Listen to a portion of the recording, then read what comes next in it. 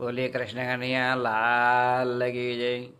श्रीमत् सद्गुण सालिनम चिदे चिदे व्याप्तं च दिव्याकृतिं जीवे साक्षरमुक्तकोटि सुखद नैकावताराधिपं ज्ञेयं त्रिपुरुषोत्तमं मुनिवरे वेदादिकीर्त्यं विभुं तन्मूलाक्षरयुक्तमेव सहजा नंदं च वन्दे सदा।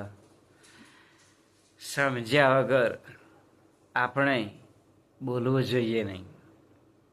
એક વખત એક કાગડો એને પોતે રહેવા માટે માળો બાંધવો હતો. એટલે એક આંબો હતો, એ આંબા પાસે જઈ અને એણે વિનંતી કરી કે તમે મને તમારા ઉપર આશરો લેવા દેશો, મારે માળો બાંધવો છે. ત્યારે જે પેલો આંબો હતો ઝાડ, એણે કીધું કે ના, હું તમને મારા ઝાડ ઉપર આશરો આપી શકું એમ નથી. એટલે આ કાગડો નિરાશ થયો, પણ એણે હિંમત ના હારી. એ બીજા આંબા પાસે ગયો અને જે આંબો હતો એને વિનંતી કરી.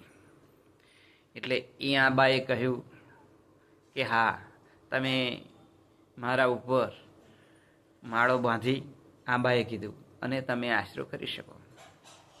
એટલે આ કાગડાએ એ આંબા ઉપર માળો બાંધો અને આશરો કર્યો. થોડા સમય પછી ખૂબ વરસાદ પડ્યો, વાવાઝોડું આવ્યું. એટલે જે આંબો હતો કે જે આ કાગડાને આશરો નહોતો આપ્યો, એ આંબાનું ઝાડ નીચે પડ્યું. એટલે કાગડો બોલ્યો, જોયું ને, કરેલા કર્મ ભોગવવા પડે, ઠીક ધાત્યું, તમે એ લાગના જ હતા. એટલે આ બધું સાંભળી અને જે પેલા આંબો પડી ગયેલો ને, એ આંબાએ કહ્યું કાગડાને કે જો મારો જે મૂળિયો હતો ને, એ સડી ગયેલો હતો, ઉધવ લાગેલી હતી, અને હું લાંબુ જીવી શકવાનું નથી એ મને ખબર હતી. એમ જાણી અને મેં તમને આશરો આપ્યો નહીં.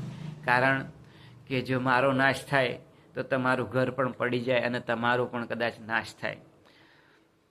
એટલે જે કાગડો હતો એને દુઃખ થયું કે ખરેખર જે મેં વિચાર કર્યો અને હું બોલ્યો છું તે ખરેખર આવું બોલવું જોઈએ નહીં. માટે બીજાને સમજ્યા વગર આપણે ક્યારેય એ બોલવું જોઈએ નહીં.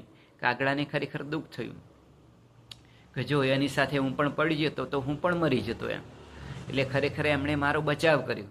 પણ એના માટે જુઓ કેવો ખરાબ કાગડાએ વિચાર કરીને બોલ્યો કે તમે આ જ લાગના હતા અને તમે તો તમારું કર્મ ભોગવવું પડે. માટે ક્યારેય પણ કોઈને ઉપર આપણે કોઈ પણ જાતનો સમજ્યા વગર એ આરોપ મૂકવો નહીં અને બોલવું નહીં. અને વાણીનો આપણે આપણા જીવનની અંદર વિવેક રાખવો. એ જ આજના શુભ દિને પ્રાર્થના. બોલીએ કૃષ્ણ કનૈયા લાલ લગી જાય.